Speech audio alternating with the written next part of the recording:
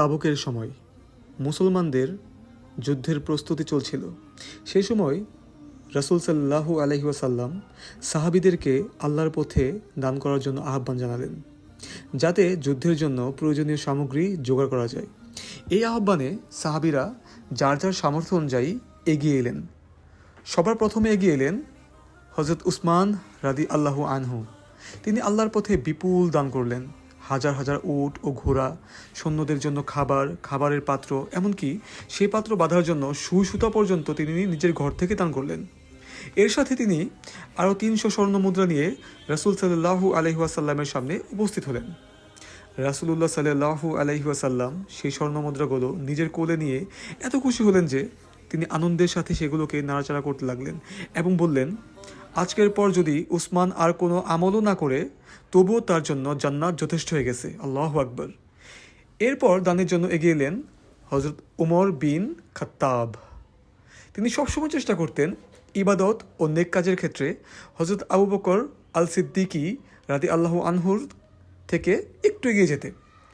সেদিন তিনি মনে মনে ভাবলেন, আজ হয়তো আমি আবু বকরকে ছাড়িয়ে যেতে পারবো। তিনি নিজের সম্পদের অর্ধেক ঘরে রেখে এবং অর্ধেক সঙ্গে করে নিয়ে রাসূল সাল্লাল্লাহু আলাইহি ওয়াসাল্লামের কাছে হাজির হলেন।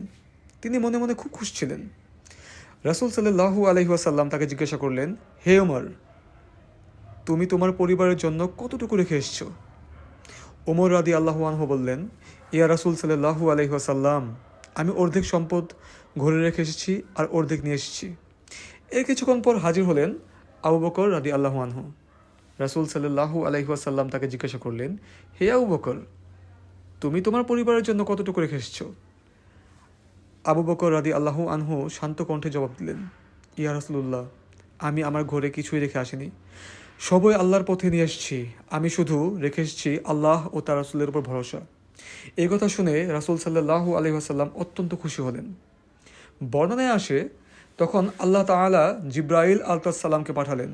জিবরাইল আলাইহিসসালাম এসে বললেন, আল্লাহ জানতে চান আবু বকর কি এই অবস্থায় আমার উপর সন্তুষ্ট? কারণ তখন আবু বকর রাদিয়াল্লাহু আনহু নিজের সমস্ত সম্পদ দান করে মোটা পাটের একটি চাদর গায়ে জড়িয়েছিলেন। রাসূল সাল্লাল্লাহু আলাইহি ওয়াসাল্লাম যখন আবু বকর রাদিয়াল্লাহু আনহুকে এই কথা জানালেন, তখন তিনি আনন্দের সাথে বললেন, আমি কেন সন্তুষ্ট হব না? আমি তো আমার রবের উপরেই পরিপূর্ণ এবং সন্তুষ্টর উপর সন্তুষ্ট। এই ঘটনা আমাদের একটি বড় শিক্ষা দেয়। দুনিয়ার ধন সম্পদ চিরস্থায়ী নয়। সত্যিকারের সফলতা হলো আল্লাহর সন্তুষ্টি অর্জন করা। সাহাবীদের ঈমান, ত্যাগ ও আল্লাহর প্রতি ভরসা ছিল অসাধারণ। তাই আমাদেরও উচিত এই দুনিয়ার অহংকার, হিংসা ও ভোগবিলাসে ডুবে না থেকে আখিরাতের জন্য কাজ করা এবং আল্লাহর পথে নিজের সামর্থ্য অনুযায়ী দান ও সৎকর্ম করা।